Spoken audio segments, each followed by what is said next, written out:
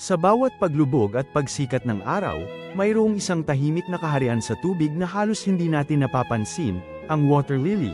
Kilala bilang bulaklak ng tubig, ang kanilang ganda ay hindi lang basta-basta, may malalim silang kwento ng katatagan at misteryo.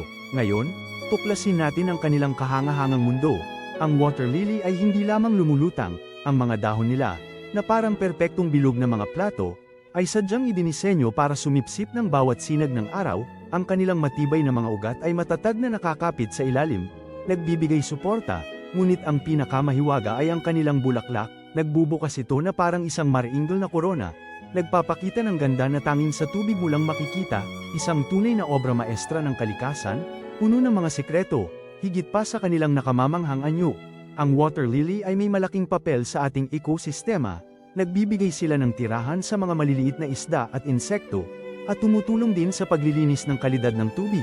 Kaya sa susunod na makakita ka ng water lily, tandaan mo, hindi lang ito basta isang magandang bulaklak, ito ay simbolo ng patuloy na pag-asa, ng katatagan sa anumang hamon, at ng kagandahan na nagmumula sa kaibuturan ng kalikasan, tunay na inspirasyon para sa ating lahat.